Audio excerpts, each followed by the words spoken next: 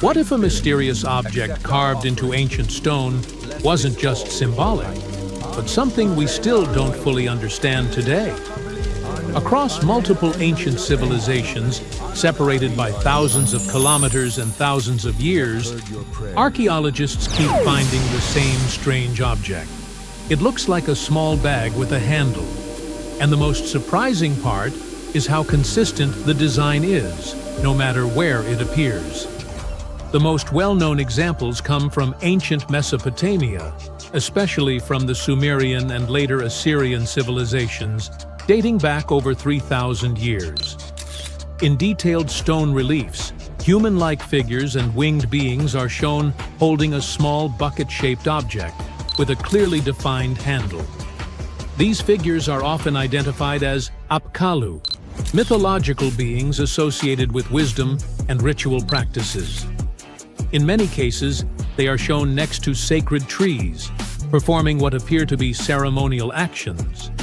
The object itself is almost always depicted the same way. It has a rigid structure, a flat base, and a curved handle that fits perfectly in one hand. This level of consistency is unusual for symbolic art, where shapes often vary depending on the artist or time period. Here, the proportions remain nearly identical across different carvings, suggesting that the object had a specific and recognizable form. In many scenes, the bag appears together with another object that looks like a pine cone. Researchers believe this combination may represent a ritual practice, possibly involving sprinkling water or oils. Based on ancient texts, the most widely accepted explanation is that these objects were ceremonial containers, sometimes described as ritual buckets used in purification ceremonies.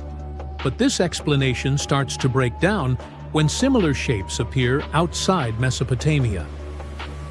At Göbekli Tepe, one of the oldest known archaeological sites in the world, dating back over 11,000 years, carvings include symbols that closely resemble the same bag-like form.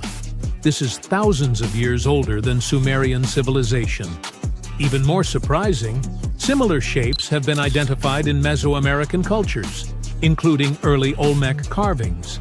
These civilizations developed independently, with no confirmed contact between them. Yet the object looks strikingly similar. That raises a difficult question. Why would completely separate cultures depict nearly identical objects? One explanation is symbolic convergence, where different civilizations independently create similar symbols to represent the same idea. A container holding something important or sacred is a concept that could emerge in multiple places. But the precision of the design makes this harder to fully accept. The object does not just look symbolic, it looks functional.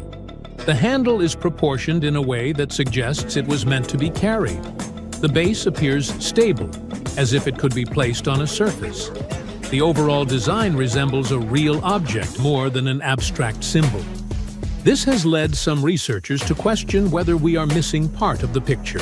More speculative theories suggest the object could represent lost technology or tools that no longer exist. Others believe it may symbolize knowledge, power, or some kind of transfer between humans and the divine. However, there is no physical evidence to support these ideas. No actual object matching this exact design has ever been recovered. And that detail is important. If these were common tools, we would expect to find at least one surviving example. The fact that we only see them in carvings suggests they may have been ceremonial, rare, or even symbolic representations of something that was never meant to be preserved physically. Another key detail is who is holding them. In almost every example, the object is carried by important or mythological figures, not ordinary people. This suggests it had a specific meaning or role, possibly tied to status, ritual authority, or religious practice. Today, the most accepted explanation remains that these were ritual objects used in ceremonies. But that does not fully explain their consistent design or their appearance across different cultures and time periods. The Sumerian bag remains one of those rare cases in archaeology where the object is clearly visible, widely documented, and still not fully understood. It is not hidden or obscure. It appears in some of the most studied sites in the world. And yet, there is still no single explanation that accounts for all the evidence. Sometimes the mystery is not in what we cannot see, but in what we see too often without fully understanding it. Now, thousands of years ago, the Sahara Desert was a green valley with rivers, lakes, flowers, various animals, and people who had different DNA. They weren't visitors from another planet or some unknown separate species. In fact, they were quite normal. But their genetic code changed scientists' understanding of how human civilization developed. It sounds a little confusing, but let's start at the beginning. Among the endless dunes of the Sahara, there is a small rock shelter where wanderers can hide from the scorching sun. This place is called Takakori. Recently, it became famous because scientists found two mummies there who lived about 7,000 years ago. At that time, in China, people were learning to domesticate pigs. In Egypt, paintings with geometric patterns appeared. Almost everywhere in the world, people were developing agriculture. But what was happening in the Sahara? Scientists analyzed fragments of DNA from the mummies, along with other artifacts found in the cave. They discovered that the bodies belonged to female pastoralists. They lived during a time when the famous desert was known as the Green Sahara because of its humid climate and abundant vegetation. Those mummies belonged to a group of people of unknown origin. Their DNA did not contain the genes typically found in populations that lived in that region. In fact, their genome did not resemble any other known genetic lineage. Surely, there must have been relatives of these people living in other regions. A similar genetic code was found in the remains of hunter-gatherers in the Tafaralt cave located in Morocco. The DNA of the people from these two caves was equally distant from the DNA of people who lived in the southern part of the Sahara. Since their DNA was not similar to other genomes in the region, this tribe must have lived quite separately. They probably did not accept strangers and did not move from place to place. They simply didn't need to, since the Green Sahara had everything necessary for life: a good climate, water, and food. These Takakori people lived within their own community as if they were separate from everyone else. But then, how did they learn about animal husbandry? Today, breeding bulls, goats, and other animals seems completely natural, but in the distant past, it was a real breakthrough. Farming and cattle breeding technologies developed around the world during mass migrations.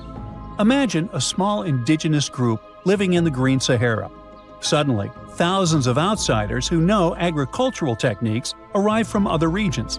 They take over the land, drive some locals away, allow others to stay, impose their own rules, and begin cultivating the soil. Their settlement grows, and then they migrate to another area where they spread their technologies again. That's how progress developed in the past, at least that is what scientists thought. Of course, during these migrations, different people mixed with each other, which introduced great diversity into the genetic code. But in the case of the Takakori tribe, there was no diversity. They were not attacked, and large-scale migrations did not affect them in any way. So the question arises, how did they know about cattle breeding? This is what surprised researchers. We were convinced that agriculture spread exclusively because of large-scale migrations. The discovered mummies showed scientists that people simply exchanged knowledge and culture. Perhaps a traveler came to the Takakori settlement, showed them how to breed animals, and left. No genetic mixing occurred, which is why they retained a distinct and separate genetic code. It's also possible that someone from Takakori traveled elsewhere and returned with new knowledge about herding. No one conquered anyone. No one imposed their knowledge or rules. In other words, they did what modern people do. They shared experience and knowledge. This small detail in the genome of the two mummies shows that the ancient world may not have been as cruel and harsh as we once imagined. In a sense, the genetic material inside those mummies tells the story of how the technological and cultural development of humankind has changed over time.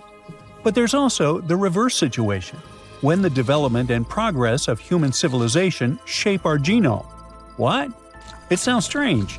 Do microwave ovens affect our DNA or something like that? No, it's much bigger than that. Our DNA was changed by fire. If you look at us through the eyes of nature, we are very strange creatures because of our weird relationship with one of the most dangerous elements in the world. But what's so strange about it? Well, just look at nature. Did you see how people in thrillers about wildlife scare away wolves and bears with fire? It's because it really may work, since many animals are afraid of fire and stay away from it. Some lizards learned how to survive wildfires by hiding in already burned bushes, places where the fire will not return.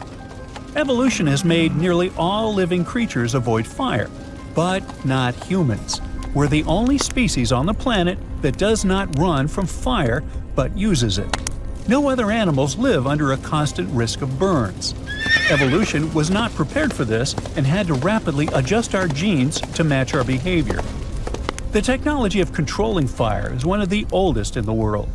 We used it to keep warm in cold climates, cook food, produce metal and ceramic objects, build homes, and conquer territories. We put hot food into our mouths and drink hot tea. We're the only creatures on the planet that voluntarily put a potentially dangerous source of heat into our mouths. And this has been happening for thousands of years. Fire is still an essential tool, and all this time, we've been getting burned. No other species on Earth experiences anything close to the number of fire-related damages that humans do.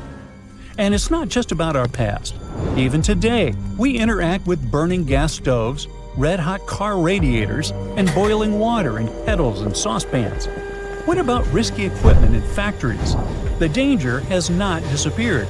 Surely every person has had a small accident with something extremely hot. I know I have. As a result, through evolution, we developed a unique genome unlike that of any other living being. When we touch something hot and our body begins to heal the damaged part, it feels like a natural ability. But this healing depends on specific genetic mechanisms. Without them, even a small accident could cause serious problems. The development of these genetic adaptations was a complex and lengthy process, since changes in DNA do not happen quickly. While humanity was adapting to fire, intense natural selection was taking place. Some scientists even suggest that we are descendants of those who recovered from burns more quickly than others. Of course, mammals also have adaptations related to fire. Scientists studying primate DNA discovered a set of 94 genes that activate in response to burns. So, what makes us different? In humans, some of these genes evolved much faster and became far more effective at healing and fighting bacteria. So, does it turn out that we have a superpower we never realized we had? Yes, but there's bad news. The same immune response that allows us to heal quickly from burns can also cause serious problems. How is that possible?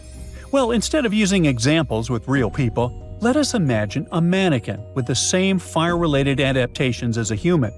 When the mannequin receives a small burn, say from a hot radiator under a car hood, its immune system quickly triggers inflammation, during which immune cells neutralize the damage.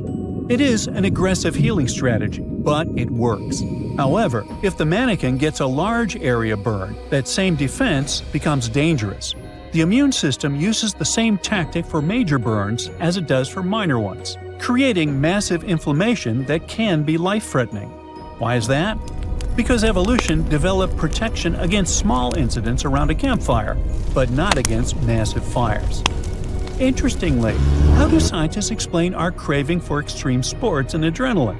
What does our DNA say about this? Well, it's a whole new story. 40,000 years ago, someone scratched a few tiny lines and dots onto a piece of bone, and that little mark might be the oldest hard drive humanity ever created. Scientists now believe those Ice Age people weren't just doodling, but recording real information, structured, organized, repeatable data. And this discovery completely shifts the timeline of human intelligence. For decades, archaeologists kept finding strange symbols carved into Stone Age tools and sculptures. Those were simple shapes like crosses, dots, short lines, and tiny notches cut into bone or ivory. Explorers kept finding them in caves across Europe, including Germany, France, and Spain. They showed up on carved animal figurines, tools, and ornaments. Archaeologists dated them to be about 34,000 to 45,000 years old. That means people created these symbols during the Ice Age, when glaciers covered huge chunks of the planet, and mammoths still wandered the plains. For a long time, researchers believed these signs meant nothing in particular, maybe decorations, maybe tribal art. But a new computational study led by a linguist and an archaeologist showed it was more about data than decoration. The team analyzed more than 3,000 individual symbols carved into around 260 artifacts. They studied every mark and fed them into statistical models, the same type of mathematics researchers use to study language patterns or train artificial intelligence. The goal wasn't to translate the signs yet. Nobody knows exactly what they mean.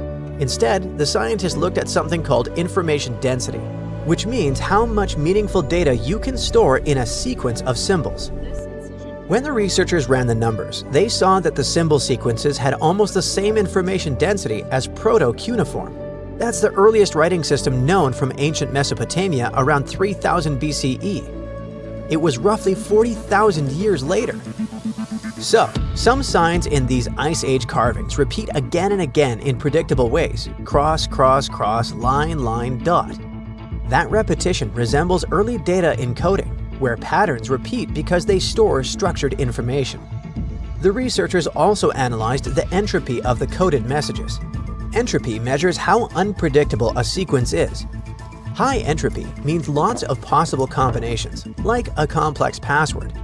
Low entropy means predictable repetition, and it looks like the Ice Age symbol systems have entropy levels very close to early Proto-Cuneiform tablets. That means the amount of information those carvings could store roughly matches the earliest writing records from the first cities. It proves that humans didn't just suddenly invent writing out of nowhere 5,000 years ago.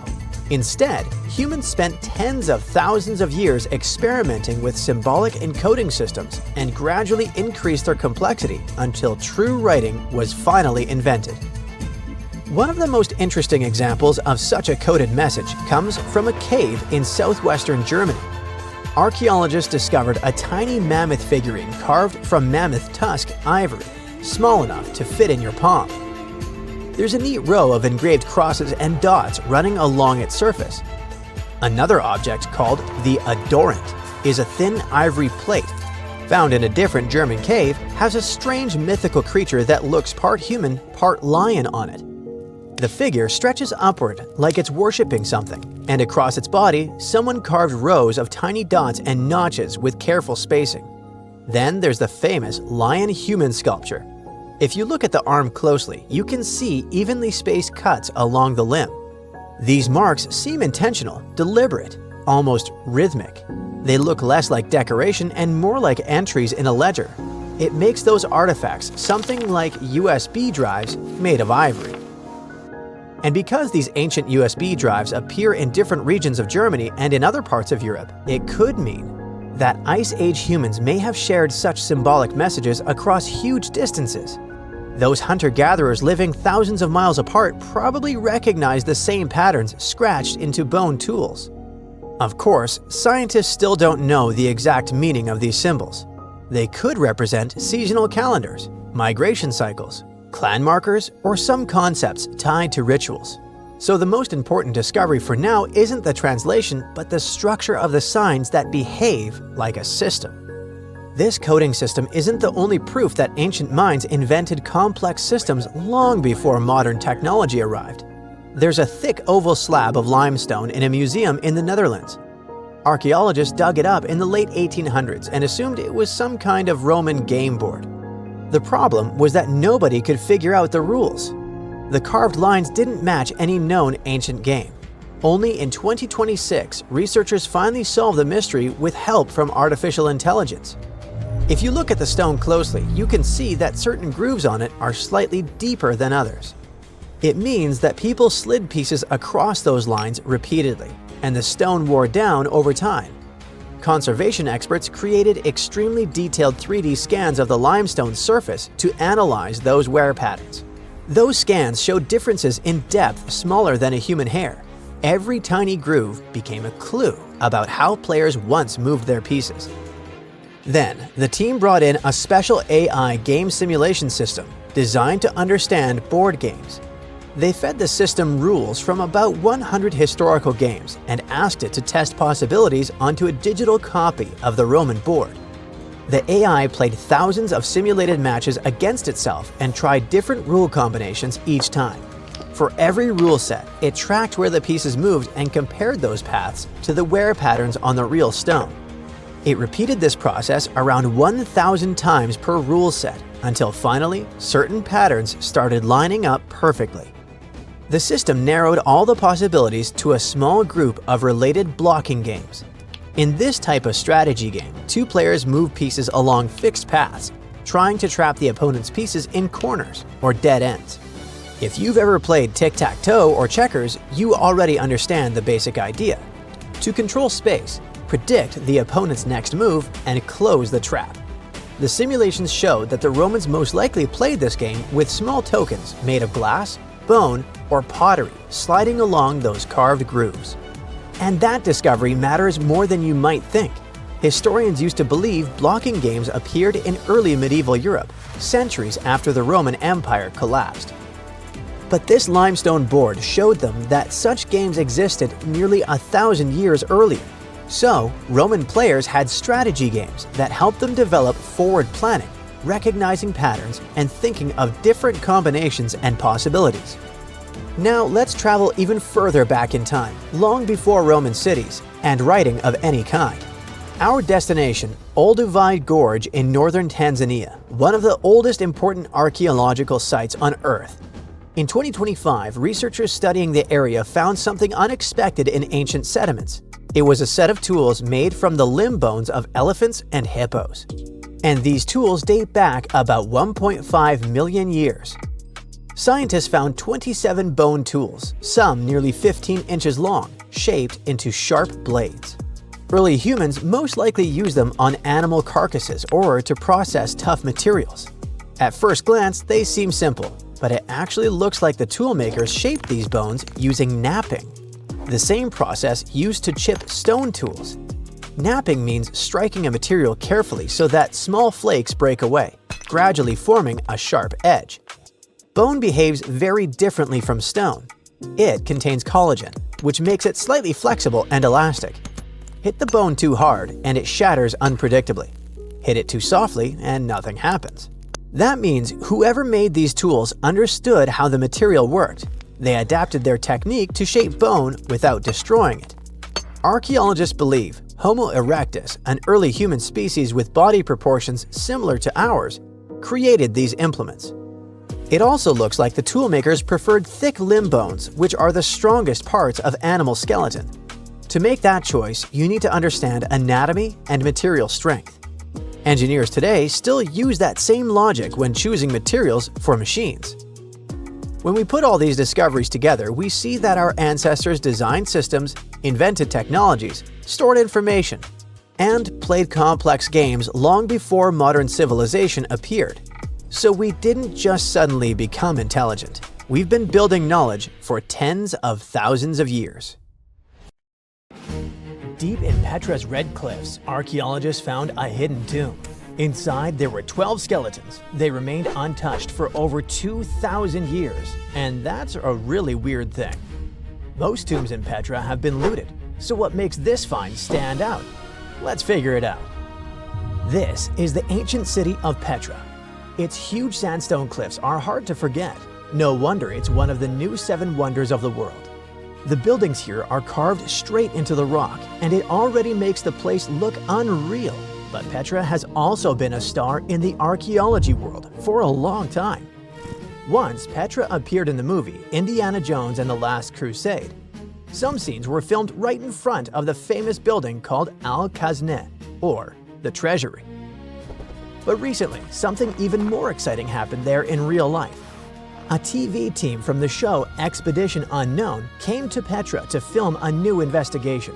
And while they were there, archaeologists made a huge discovery. They found 12 human skeletons and several ancient objects. All of them were buried under the ground in front of the treasury, hidden there for about 2,000 years. Archaeologists didn't start digging right away. First, they used a special tool called ground-penetrating radar, something like an X-ray for the ground. Instead of guessing where to dig, the machine scans underground and shows shapes that might be tombs or empty spaces. Anyway, when the team looked at the radar data, something interesting showed up. The patterns looked very similar to places in Petra where tombs had already been found before. That was a big clue that something might be hiding underground. After seeing the results, the authorities of Jordan gave permission for the excavation. That's when the team finally started digging under the famous site. And that's how they uncovered the skeletons and ancient artifacts. Interestingly, many tombs in Petra have been found completely empty, because over the centuries, anything valuable was taken by looters, or simply disappeared with time. But this tomb was very different. Inside, the team discovered 12 human skeletons and a few ancient objects. Some of the bones even had mold on them. That happened because Petra is carved into sandstone cliffs. Sandstone is quite porous, which means it can soak up water like a giant sponge. The area sometimes floods, and moisture likely slowly made its way into the tomb. Along with the skeletons, the archaeologists found stuff made of bronze, iron, and ceramic. One object stood out, a ceramic chalice resting in the arms of one of the buried people. It was almost as if the person had been holding it when they were laid to rest. Mysteriously, the cup looked a lot like the Holy Grail from the Indiana Jones movie. The famous building above the tomb, the Al-Khazneh, stands near the main entrance to the city. It's believed to be at least 2,000 years old. This huge structure is carved directly into the sandstone cliffs. Today, it's one of the most recognizable landmarks in the world. But even though the treasury is so famous, archaeologists still don't fully understand its history. One reason is that many of the nearby tombs didn't contain many artifacts, and without things to study, it becomes much harder to figure out exactly when the building was made or how it was used. That's why the team was so excited. The discovery could help them learn more about the ancient people who lived in Petra and built the city. The location of the tomb might already be an important clue. You see, being buried right in front of the treasury was probably a huge honor. The human remains themselves could also tell an interesting story. The skeletons were still lying in their original positions without being moved around or disturbed by looters. That's why scientists can study them much more carefully to learn things like how old these people were, how they lived, or if they were healthy. We could also learn more about the place those people called home, the ancient city of Petra. It was built more than 2,000 years ago by the Nabateans. Starting around the 4th century BCE, this desert city became the center of their kingdom and an important stop for trade across the Middle East.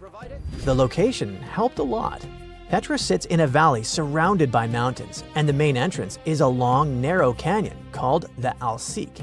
Because the path is so tight, the city was easy to defend and hard for enemies to attack. Thanks to these factors, the city grew quickly. At its peak, around 30,000 people may have lived there, but the city sits in a dry desert canyon. Natural water is kinda limited there. So how did so many people live in Petra? The answer is clever engineering. The Nabateans built a water system that was incredibly advanced for its time. They didn't rely on one water source. It was a whole network carved directly into the rock. They cut channels, pipes, and storage tanks into the cliffs. This helped them guide water from nearby springs into the city. It was like an ancient plumbing system built entirely out of stone. Even better, the water didn't just flow straight into the city. First, it passed through special settling basins where dirt and sand could sink to the bottom. After that, the water was stored in large reservoirs surrounded by thick stone walls, which helped keep the water cooler in the desert heat. Flash floods were also a big danger in the canyon. When heavy rain fell in the surrounding mountains, water often rushed down the narrow valleys. To deal with that, the Nabateans built dams and channels that redirected the floodwater into storage reservoirs. Another intriguing thing about Petra is the location of its main buildings. In 2013, researchers found that several important monuments lined up with the sun during key moments of the year, like the solstices and equinoxes. Scientists now believe that the buildings may have worked like giant calendars, helping people track the seasons in a desert landscape. Natural signs of time can be hard to notice there. Another Petra mystery is 3 massive stone blocks, the Jinn blocks. They go back to around the 2nd century BCE and are some of the first big tombs built in Petra.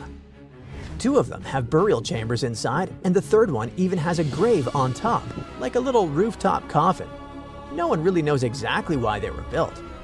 Most experts say they were tombs, but some think they may have been carved to honor deities or used in rituals. But however great Petra was, things started to change in 106 CE. That's when the powerful Roman Empire took control of the city and made it part of their territory. Trade didn't completely stop, but the city slowly lost some of its importance. Later, a large earthquake in 551 CE caused serious damage to the area. It could have been the final blow for a city that was already in decline. Over time, Petra was eventually abandoned and became known as the Lost City. But there's another nickname people used much more often, the Rose City. The name comes from the color of the cliffs around Petra. The sandstone rocks have a reddish-pink color, especially when the sun is low in the sky. What tourists see today is just a tiny slice of Petra. Some estimates say archaeologists have only dug up about 15% of the city. Visitors go through the narrow Seek, gape at the 130-foot-high treasury, walk along tomb-lined streets, and climb over 800 steps to reach the monastery, Al-Dir. But that's like seeing the tip of an iceberg. The rest is still buried. Petra keeps surprising us. In 2016, researchers used satellite images to spot a huge, previously unknown monument. The platform is massive, about 184 by 161 feet, and has columns along one side. Pottery fragments suggest it's over 2,150 years old. So basically, even after centuries of exploration, Petra is still full of secrets. They're just waiting to be uncovered. There's something absolutely massive and deeply unsettling hiding right next to Stonehenge. More than a dozen giant pits carved into the ground. They're all spaced with eerie precision and form a perfect circle, more than a mile wide.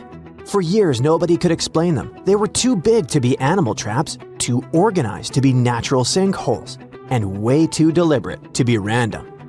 And the biggest question was, who had the power, knowledge, and reason to reshape the land on this scale 4,000 years ago? So these pits surround a place called Durrington Walls, a huge Neolithic settlement just a short walk from Stonehenge. Archaeologists now say humans dug them around 2500 BCE, during the late Neolithic period, when people supposedly lived simple farming lives without metal tools, written language, or modern math. Each pit stretches about 30 feet across and plunges roughly 15 feet down, and together they form an almost flawless ring. To prove the pits weren't natural, scientists went full detective mode. They drilled soil cores and tested the dirt itself, including microscopic traces of ancient DNA and something called luminescence dating, which tells you when the soil last saw sunlight. Every test pointed to the same answer. Humans made these pits on purpose. Here's where it gets wild. The pits weren't dug randomly as people moved along. They were laid out as a single unified project. That means Neolithic builders had to visualize a massive circle, measure distances across open land, and coordinate teams over a huge area without any GPS, drones, or even aerial maps. All they had were people, ropes, wooden tools, and shared knowledge. So why would they invest so much effort and do this? Archaeologists think the pits formed part of a ritual landscape, not a practical one. Durrington Walls already looks like a place where people gathered for ceremonies, feasts, and seasonal events. The pit circle may have marked a sacred boundary, It could have separated ordinary land from a spiritually charged space. Some researchers think the pits symbolized a border between the world of the living and the underworld. The scale of the structure is pretty impressive.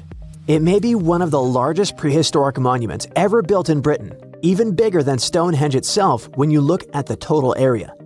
And unlike Stonehenge's towering rocks, this monument stayed invisible for thousands of years, quietly hiding under the grass. Generations walked over it without knowing they were standing inside a gigantic ancient design. For a long time, we underestimated ancient people. We imagined them reacting to nature instead of shaping it. But discoveries like this keep proving that wrong. The builders of Durrington Walls didn't just live in the landscape, but engineered it. They thought in terms of geometry, symbolism, and long-term meaning. And this isn't the only case. All over the world, thanks to new technology, scientists keep finding proof that ancient humans worked on massive scales with shocking precision. In the Amazon rainforest, researchers found traces of 2,500-year-old cities hiding beneath the jungle canopy. Scientists spent more than 20 years exploring the area on foot before technology finally cracked the case. The LiDAR technology, which is like X-ray vision that surveys a landscape using lasers to digitally peel away the jungle, scanned a massive area of over 100 square miles. It helped to spot more than 6,000 rectangular earthen platforms, which are likely used as homes or public buildings. They also found agricultural terraces, drainage systems, and carefully shaped farmland. This wasn't a random settlement. It was well planned. At least 15 distinct settlements appeared, all connected by wide, straight roads that cut cleanly through the landscape. These roads didn't follow rivers or slopes as you'd expect. They crossed each other at perfect right angles, forming a grid. The researchers believe people from the Quillamope and Upanu cultures lived there between about 500 BCE and 300 to 600 CE. They farmed corn and sweet potatoes, reshaped the land, and built a system that lasted for centuries. Discoveries like this prove something huge. Far more people lived in the Amazon than scientists ever thought. Tens of thousands, maybe even hundreds of thousands. And they didn't just survive there. They engineered the landscape. Just like at Durrington Walls, the real story hid in plain sight until technology caught up. Then there's Peru, with one of archaeology's biggest headaches, the Nazca lines.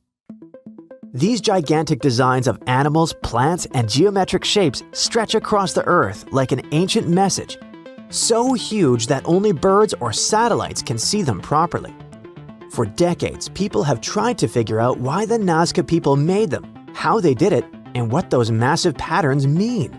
And until recently, the mystery stayed stubbornly unsolved.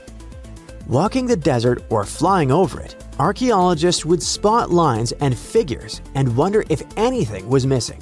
But the ones already known were just the tip of the iceberg. Traditional fieldwork, with people on the ground slowly mapping things out by hand, took forever.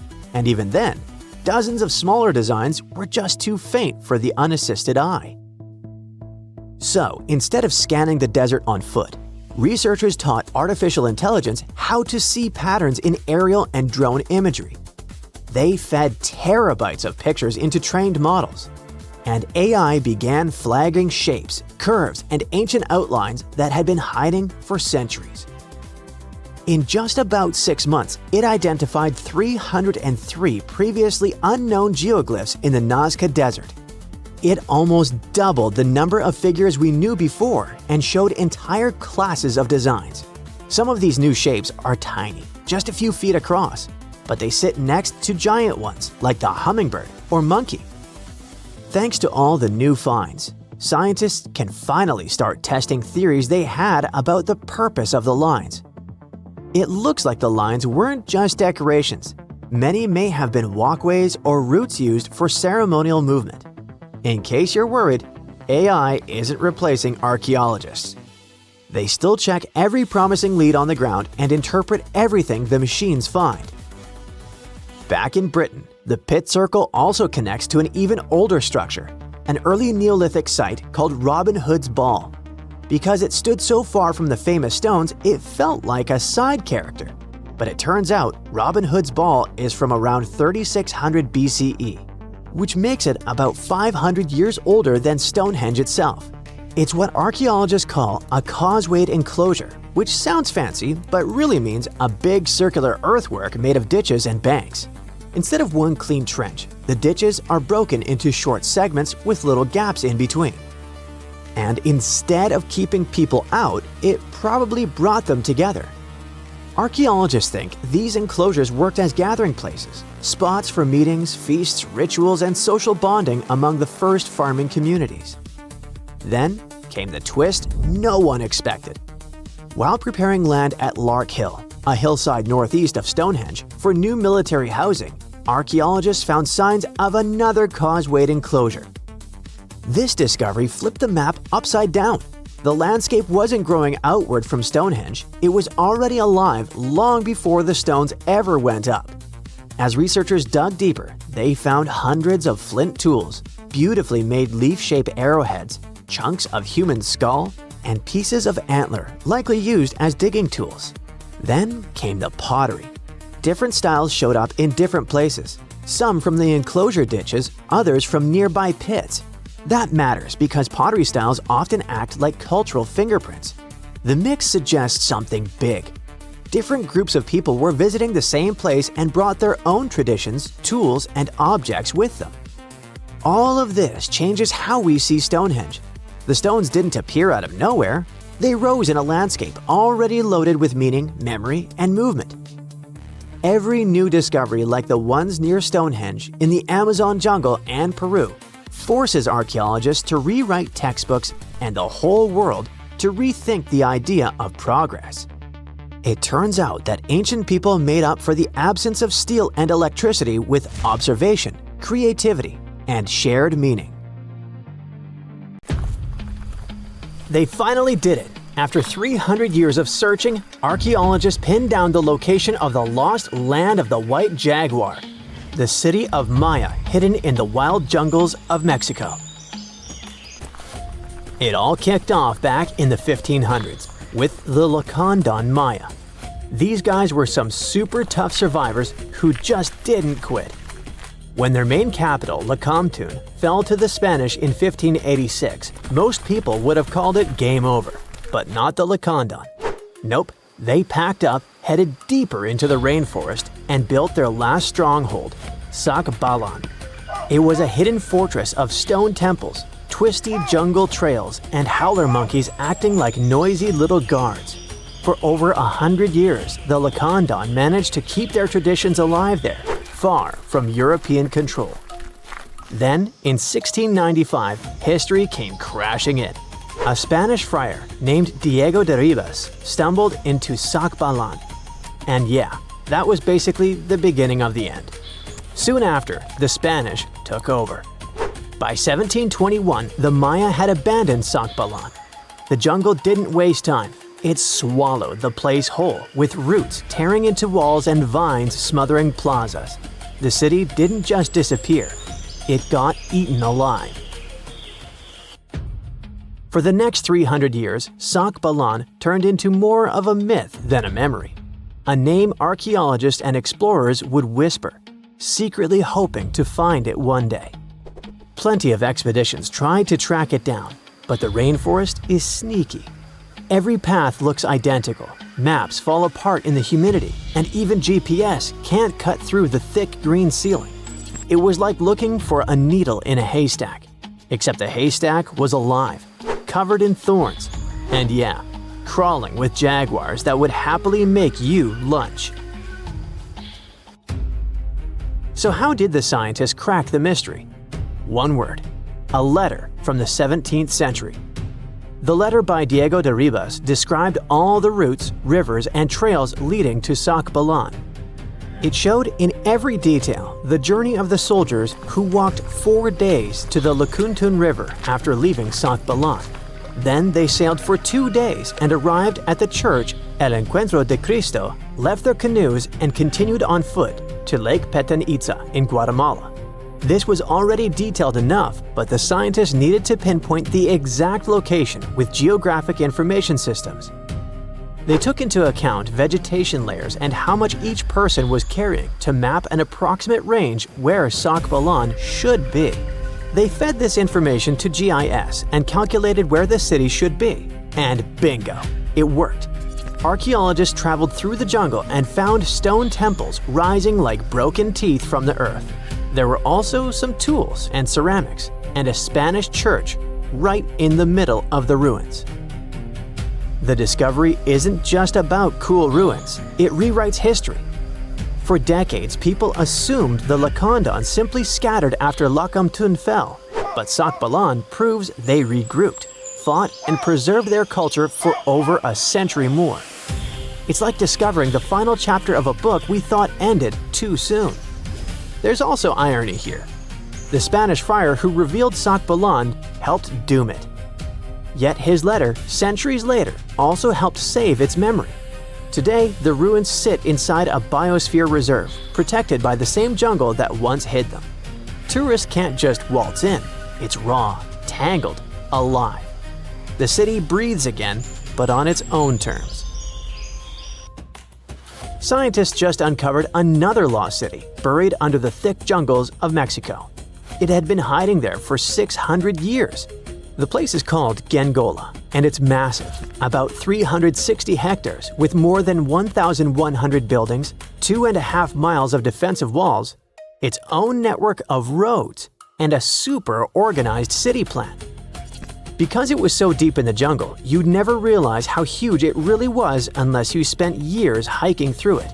But modern tech swooped in to save the day, using LiDAR, a kind of laser scanning tool. Researchers flew over the site, and in just 2 hours, they had a full 3D map of the entire city. Gengola was built sometime between 1350 and 1521, back in pre-Columbian times, and it used to be buzzing with life. It was a major hub for the Zapotec people, who had been around in the region since about 600 BCE.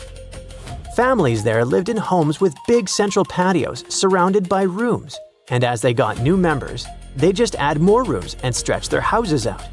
They even used the mountains around them as natural walls and channeled mountain water for drainage. A lot of their buildings are still standing, which is wild considering how much time has passed.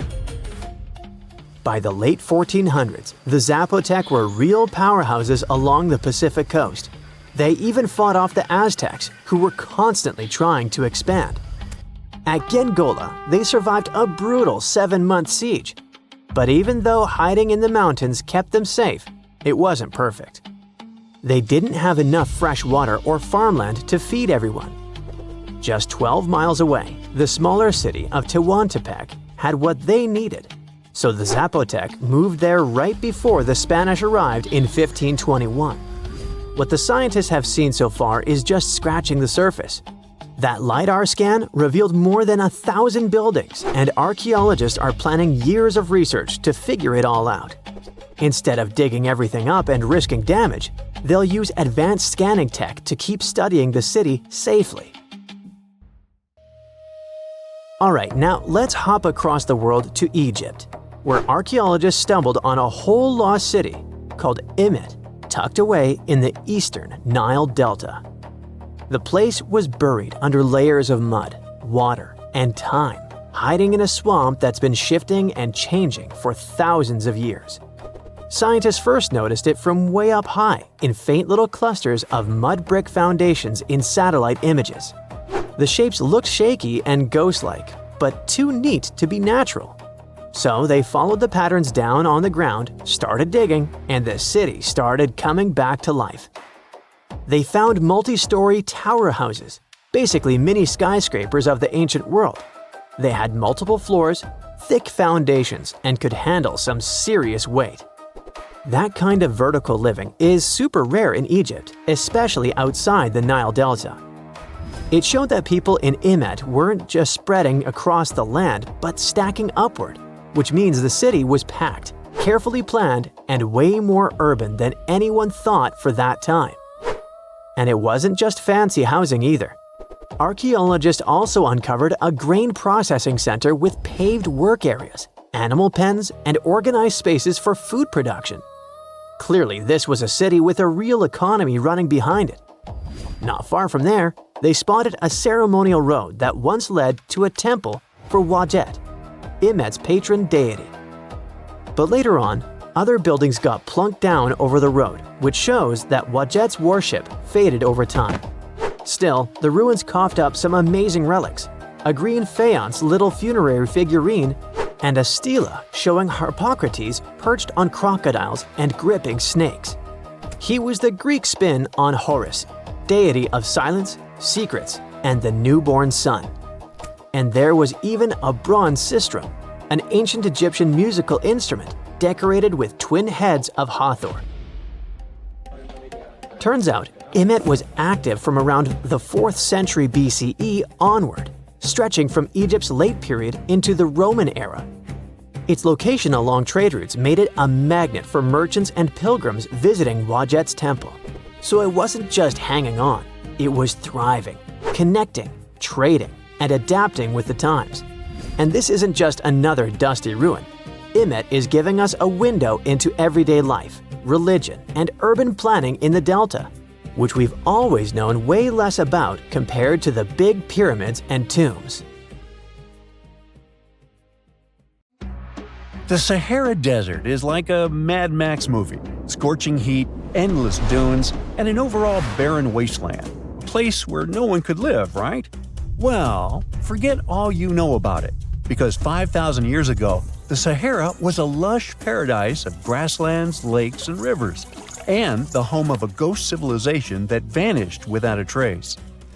Our tale begins in the 1930s, when a Hungarian explorer stumbled upon a cave in the middle of the Sahara.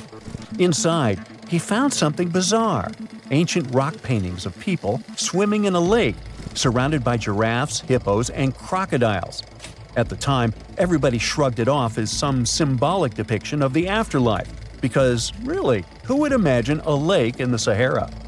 Well, fast forward some 70 years later, when a group of archaeologists made a discovery that flipped the script. In a rock shelter in Libya, they unearthed 15 mummies, along with baskets, ceramic pots, and other everyday items. This may look like prehistoric junk to most people, but to archaeologists, it was like uncovering a key piece of evidence. Those people weren't just passing through, they lived here. You see, those weren't just any mummies. They were some of the oldest naturally mummified humans ever found, dating back over 7,000 years. Take that, Egypt. 2 of them still had readable DNA, preserved thanks to a rare natural mummification process, almost a miracle considering the Sahara's climate's ability to turn everything into, well, beef jerky. Scientists struggled to understand where those mummies came from for a while, because the mitochondrial DNA they recovered was not helpful at all. But thanks to scientific progress, they eventually managed to do a full genome analysis that revealed some weird secrets. Those people belonged to a human lineage that was completely unknown, and they lived isolated from the rest of humanity for thousands of years. For decades, researchers assumed that the place where they lived, the Green Sahara, was like a prehistoric highway, a lush corridor that humans and animals used to migrate between sub-Saharan Africa and the Mediterranean. But the mummies demolished that theory, like a hippo sitting on a sandcastle. Their DNA showed zero genetic mixing with sub-Saharan and Eurasian migrants, keeping their genes pure for 7,000 years. Their closest genetic relatives weren't their neighbors living right below the famous desert, but some ancient hunter-gatherers from Morocco, and even some guys that lived in the Czech Republic, when it wasn't even a country yet, 50,000 years ago. We're not out of the woods yet, because those mummies also carried some teeny-tiny traces of Neanderthal DNA, just 10% of the amount found in modern Eurasians. Now, if you paid attention in school, then you know that Neanderthals lived in Europe and Asia, and early humans only mixed with them after migrating out of Africa. But those Green Sahara folks never left Africa. So how did they get Neanderthal genes? The leading theory is that their ancestors mingled with Neanderthals in North Africa 50,000 years ago before settling in the Sahara and cutting off contact with the outside world. Archaeologists also found cattle bones and tools made of stone and wood at that rock shelter, proving that those people led a thriving pastoral lifestyle. This discovery made scientists scratch their heads for a while because, you see, animal domestication was not developed in Africa. So how did they learn it if they never mingled with anyone? Did they have ancient YouTube tutorials? Probably not. The researchers believe they must have traded knowledge with neighboring groups, but just knowledge, no saliva. It's almost too hard to believe that no outsiders mixed with them. After all, who wouldn't want to live in a thriving civilization in the middle of a green paradise, drinking milk, eating meat, and even using animal blood as a protein source? Ooh, yummy. They didn't have to hunt for every meal, thanks to their livestock, and the abundant water made life pretty sweet. And yet, they never married outsiders. Why? Maybe it was a cultural choice to never date outside their own group. Or maybe the landscape itself kept them isolated. This is where scientists place their bets. They believe that the dense forests and rivers that existed in the Green Sahara acted like nature's no trespassing sign, creating a geographical barrier that isolates animals, plants, and whole societies. This isolation is the reason why their genes were so unique. These guys weren't swapping spit with anyone else. But this genetic time capsule almost didn't survive. For most of the last ice age, the Sahara was even harsher than today, a true dead zone where humans couldn't survive. 70,000 years ago, even the toughest people disappeared, retreating to the Nile Valley and the Mediterranean coast. Why? Because Earth was a climate bully. Massive glaciers stole all the moisture, weakening monsoons until rain clouds barely reached North Africa. Then came the knockout punches. Armadas of icebergs flooded the North Atlantic, triggering devastating droughts each time. This was the Sahara's ultimate keep-out era. Now, you're probably wondering how in the world the Sahara turned green after all this, and then went back to being a desert again. Well, it all started 15,000 years ago, I wasn't around then, when Earth was shaking off the last ice age. Our planet's axis was a bit wobbly, and because of that, the northern hemisphere got closer to the sun, getting extra sunlight and heat. This eternal summer turned North Africa into a giant moisture magnet, pulling water from the Atlantic and making it all rain down on the Sahara. The result of this ridiculous amount of rain was a lush savanna, complete with lakes the size of small countries. But the African humid period was not just a one-time miracle. The truth is, this eternal on and off switch between green and desert happened to the Sahara more than 230 times since the desert was born. During one of these events, the Sahara even expanded, getting bigger than it is today. So when the Green Sahara showed up, you can bet it brought the ultimate ecosystem glow-up. This wasn't just a light dusting of grass. We're talking full makeover. The transformation was so complete, it even reshaped animal populations. Cheetahs suddenly struggled with the new prey dynamics, while rodents like the multi-mammate mouse thrived in the suddenly abundant grasslands. But don't pack your prehistoric swim trunks just yet. This paradise had teeth. The Sahara was an ecological maze of crocodile-infested rivers, malaria-carrying mosquitoes, and big cats lurking in the tall grass. Crossing it would have been like playing a real-life game of Hungry Hungry Hippos. This is probably why more groups didn't settle permanently. The Sahara's climate cycled between wet and dry every 20,000 years, hardly a stable zip code. For most ancient people, it was smarter to treat the Green Sahara like an all-you-can-eat buffet, grab resources and leave before the desert returned. Still, this Green Sahara period lasted for 10,000 years, giving our mystery shepherds plenty of time to thrive. But around 5,000 years ago, Earth's axis shifted again, the rains moved away, and the Sahara dried up faster than a puddle in July. As the desert returned, the shepherds from the Green Sahara had no choice but to pack up their livestock and leave. Some researchers believe they migrated toward the Nile, laying the groundwork for ancient Egypt, so I guess their legacy lives on. Besides, their pure lineage may be extinct by now, but some faint genes of the mummies can still be found in the people that live in North Africa today. But the introvert mummies were not the only ones using the Green Sahara as an Airbnb. They actually had neighbors just around the corner, in a lakeside village in Niger to be exact. Those people thrived for 5,000 years and left behind the oldest Sahara Desert cemetery, including a man buried in a turtle shell, a grinning Halloween man with filed teeth, and a heartbreaking family embrace frozen in time, victims of the very waters that sustained them. Eventually, those people disappeared too, just like it happened to our antisocial friends. This proves that this desert outsmarts everyone, with a landscape that gives paradise with one hand and takes it away with the other. Archaeologists just found the remains of a lost city from thousands of years ago, hiding in southeastern Europe. They were sure that it was nothing more than an old defense outpost, but new digs are changing that big time. They now believe the site might actually be the lost capital of an ancient kingdom of Lynkestis that has to do with Alexander the Great, the man who changed history. The ruins are near a small village called Cernobuki in North Macedonia. You can find mentions of them from 1966, but nobody really dug into them until about 15 years ago. At first, they found just a few ruins and thought it was a guard post used to spot Romans coming from the west. But now, a team of scientists went back with high-tech equipment and found proof this place wasn't just a tiny outpost.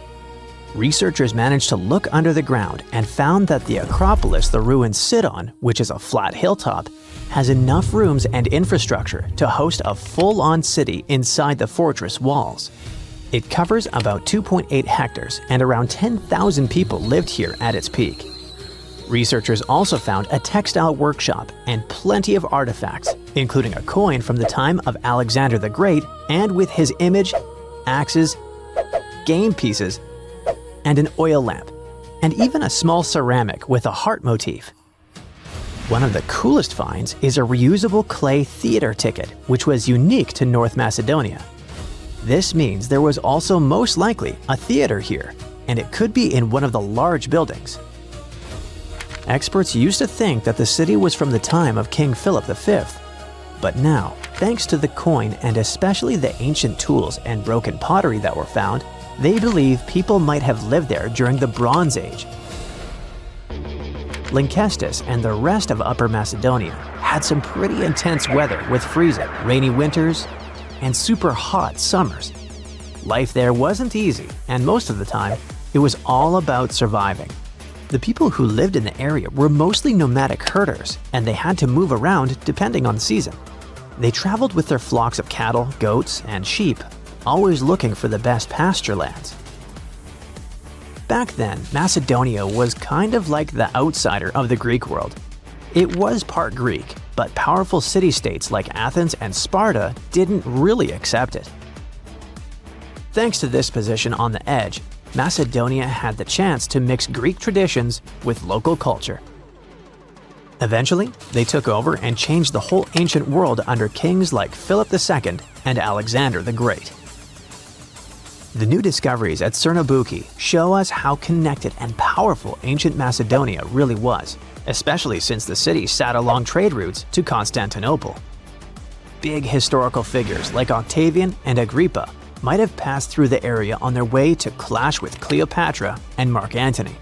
The place could also be the lost capital of the ancient kingdom of Lynkestis or Lyncus. Some experts think that a major city in Upper Macedonia could be where Queen Eurydice was born. That powerful lady gave birth to Philip II of Macedon, who took over Lynkestis in the 4th century BCE. The kingdom of Macedon became independent, and thanks to it, the son of Philip II, Alexander the Great, later became the king of the Macedonian Empire. That man totally lived up to his name. In just 13 years, he created one of the biggest empires in history, stretching from Greece all the way to Egypt and India. And he managed to do all that before passing away at just 32 years old. Researchers plan to dig deeper into this important site to learn more about the early civilizations of Europe. This incredible discovery was possible thanks to LiDAR. This remote sensing tool helps map things like how tall plants are, how thick forests are, and other details across big areas. LiDAR is an active system, meaning it creates its own energy, in this case light, to scan the ground. A laser fires super-fast pulses of light that shoot down to the ground and bounce off things like buildings and tree branches. The LiDAR sensor then catches the reflected light and records it. The system measures how long it takes for the light to go from the laser to the ground and back. This is called the two-way travel time. That time helps figure out the distance the light traveled. Then, using that distance, the system can figure out the exact elevation of different spots. Scientists recently found another lost city using the same technology. This one, called Giangola, was hiding beneath the dense jungles of Mexico for 600 years. All this time, researchers believed there was just an abandoned fortress there.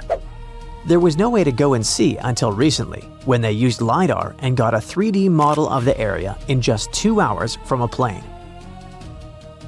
Giangola was built in pre-Columbian times between the years 1350 and 1521. It covered 360 hectares and had over 1,100 buildings, 2.5 miles of defensive walls, and a whole network of internal roads. The city had a well-planned urban layout with temples and ball courts and separate neighborhoods for the elites and commoners. It was a crucially important place for the Zapotec people, a group that had lived in the area since around 600 BCE. In Giangola, families lived together in homes with big patios in the middle, surrounded by rooms. As families grew bigger, they would add more rooms and expand their homes. Since Giangola was surrounded by mountains, the locals tried to use every piece of land on the slopes that was good enough to build a house. They even used natural drainage of the area to have water, and they must have been great at construction, as many of their constructions are still standing today. But at some point in the beginning of the 16th century, they didn't have enough fresh water and good farmland to grow food, and moved away to nearby Tehuantepec. Archaeologists plan to learn more about how the Zapotecs were organized, how they ruled their cities, and how they interacted with the Spanish when they arrived. They plan to study all 1,170 buildings found in the LiDAR scan, and it'll take a few years. Another recent find, made with the same groundbreaking tech, is a massive city that lay hidden beneath the thick green canopy of the Amazon rainforest. A whole network of houses, plazas, roads, and canals was hiding in the shadow of a mighty volcano.